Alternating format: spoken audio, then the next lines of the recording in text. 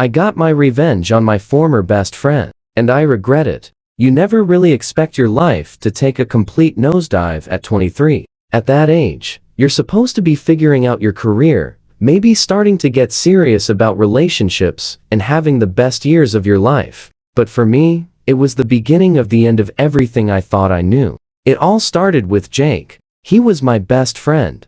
The guy who knew me better than anyone else. Or so I thought. Jake and I had been friends since elementary school. We grew up in the same neighborhood, played on the same soccer team, and even got our first jobs together flipping burgers at a local fast food joint. Our friendship was like one of those rare things you don't even question. I thought we'd be best friends for life, the kind of duo you'd see standing together at each other's weddings, laughing at dumb inside jokes that no one else would understand. Then college happened. Things changed a little, but we stuck together. We went to the same university, lived in the same dorm freshman year, and partied like there was no tomorrow. We had our differences, sure. Jake was always more of a ladies' man, while I was a bit more reserved. He was outgoing, charming, the kind of guy who could walk into a room and immediately make friends with everyone. I was more laid back, maybe a bit introverted, but we balanced each other out.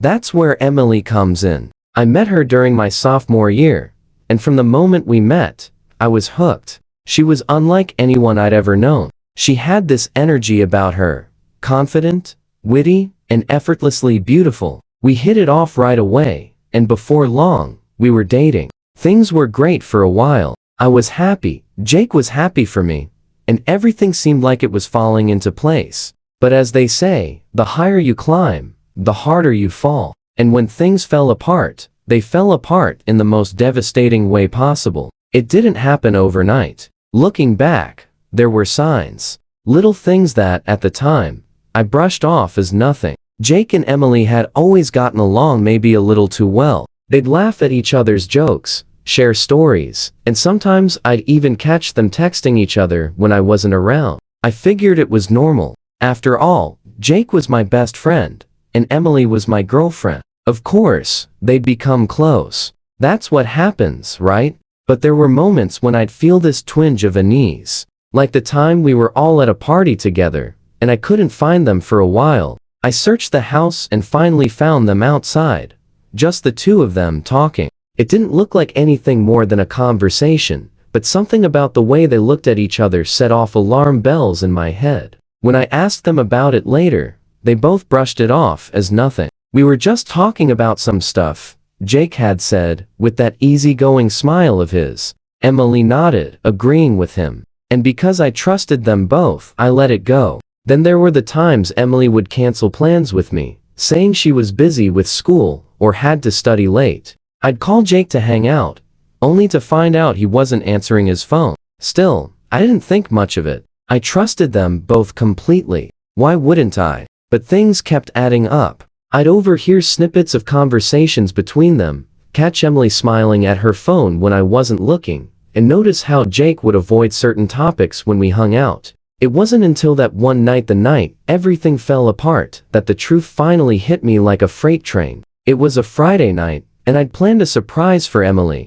We'd been dating for almost 2 years at that point, and I wanted to do something special. I bought flowers, picked up her favorite takeout, and headed over to her apartment. I had a spare key. We'd exchanged keys a few months back, so I let myself in, planning to surprise her. What I walked into was something I'll never be able to erase from my memory. There they were, Jake and Emily together in her bed. I stood in the doorway, frozen in place, my heart pounding in my chest. They didn't even notice me at first. I felt like I'd been punched in the gut, like the air had been sucked out of the room. When they finally realized I was standing there, the look of shock on their faces said it all. Emily scrambled to cover herself, stammering out some half-baked excuse. Jake, on the other hand, just stared at me, guilt and regret all over his face. I couldn't believe what I was seeing. My best friend and my girlfriend, together. I had no words. I just stood there, feeling like my whole world had been ripped apart in an instant. You've gotta believe me, man. I didn't mean for this to happen, Jake finally said, his voice shaking. I'm sorry. I'm so sorry. But it didn't matter. Nothing he could say would change what they'd done. Emily tried to say something too, but I couldn't even look at her. I turned and walked out of the apartment without saying a word, leaving them both behind. The days that followed were a blur. I barely slept, barely ate. I couldn't think about anything other than the betrayal. I cut off contact with both of them immediately, blocked their numbers, deleted them from social media, everything. I didn't want to hear from them ever again. My best friend and my girlfriend, the two people I trusted the most, had stabbed me in the back in the worst possible way. I tried to focus on other things, school, work, anything to distract myself from the pain, but no matter what I did, the thoughts kept creeping back in. How could they do this to me? Why would they betray me like that? I replayed that night over and over in my head, trying to make sense of it, but I couldn't. There was no explanation that made it any less painful. At some point, I started thinking about revenge. It wasn't something I'd ever considered before. I'd always been the kind of person who believed in forgiveness, in moving on, in letting karma do its thing. But this was different. This was personal. I wanted them to pay for what they'd done to me. I wanted them to feel the same kind of hurt and betrayal they'd inflicted on me. The more I thought about it, the more the idea of revenge consumed me. I didn't just want to get back at them in some petty way. I wanted to destroy them. I wanted to ruin their lives the way they'd ruined mine. Jake had always been into tech. He was one of those guys who could build a computer from scratch, hack into systems, and write code like it was nothing. He'd been working on this app for months, an app he was sure would be his big break. He poured all his savings into it, convinced that it was going to make him rich.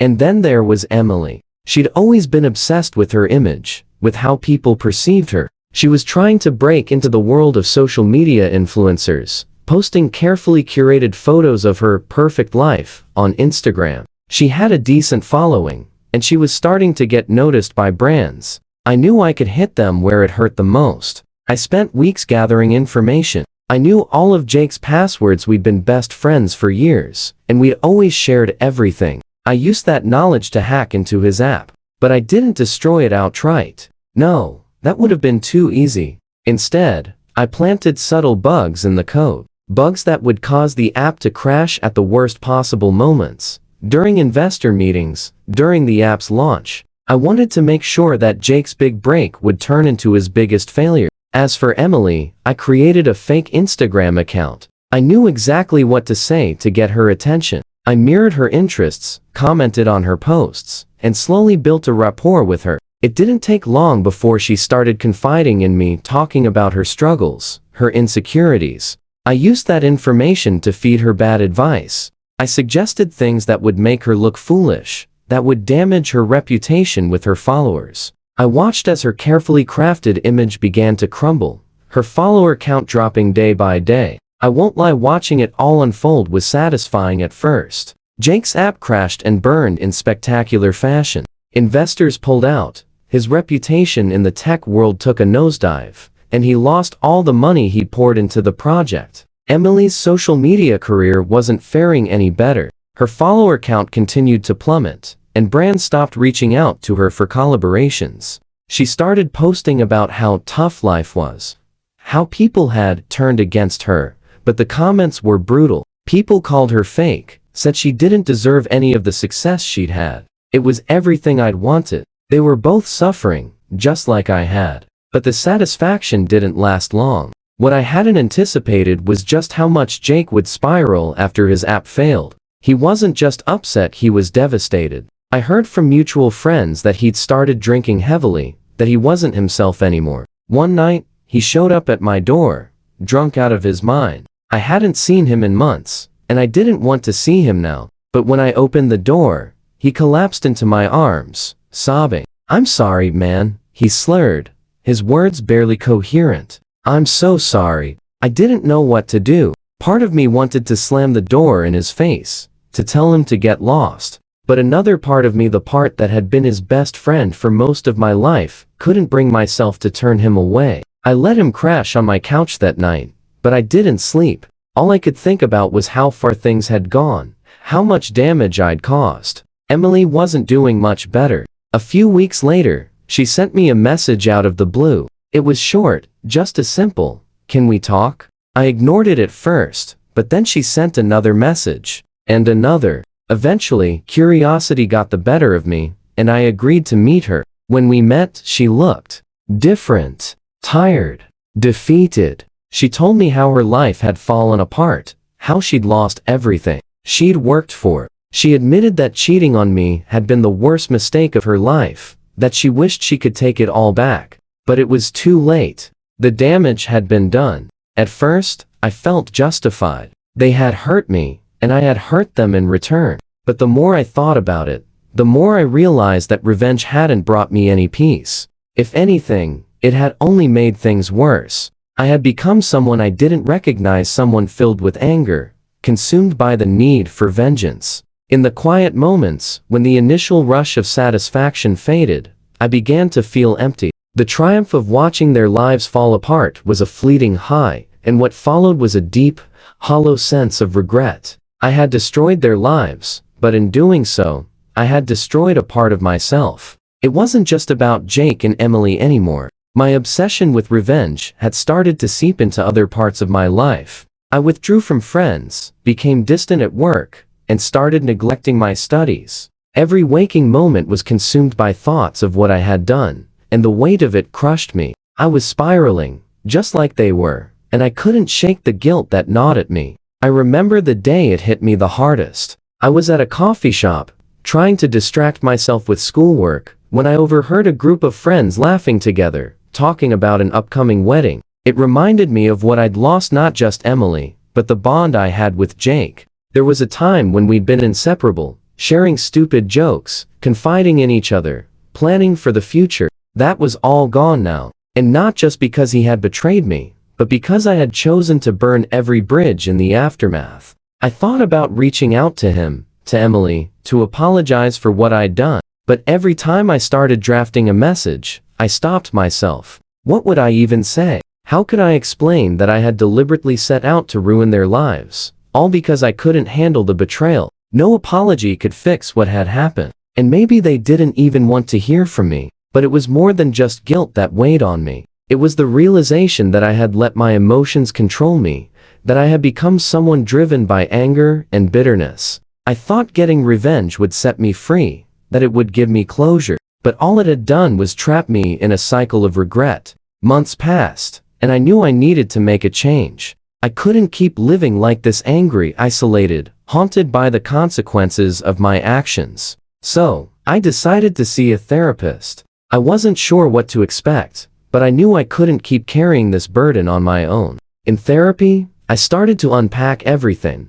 Not just the betrayal, but my obsession with revenge, my inability to let go of the hurt, and the way I had let it consume me. My therapist helped me understand that while Jake and Emily had made terrible choices, I had also made choices, ones that had led me down a path of destruction. It wasn't about forgiving them, necessarily, but about forgiving myself for the way I had reacted. It wasn't an easy process. There were days when I still felt like I'd never be able to move past it. But slowly, things started to change. I reconnected with old friends, started taking better care of myself, and refocused on my studies and work. I even started dating again, though I was much more cautious this time around. One of the hardest parts of moving forward was accepting that there would never be a neat resolution. I would never get an apology that made everything okay. I would never be able to undo the things I'd done. But I could choose to let go, to stop holding on to the anger and hurt that had weighed me down for so long.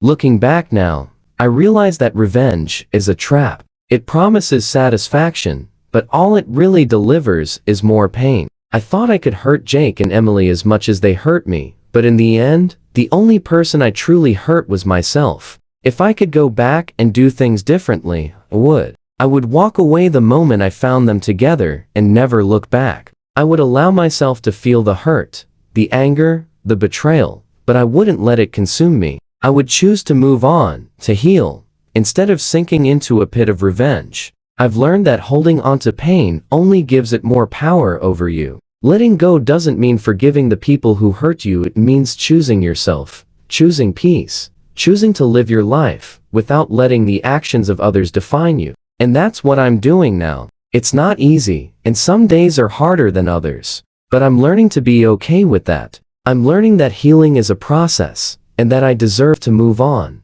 no matter how messy or imperfect that process might be. As for Jake and Emily, I haven't spoken to them since that night. I don't know what they're doing now, and honestly, I'm okay with that. We were once a big part of each other's lives, but now, we're just a chapter in each other's past. And sometimes, that's how it's meant to be. Revenge wasn't worth it, but the lessons I learned from it, those are the things I'll carry with me forever.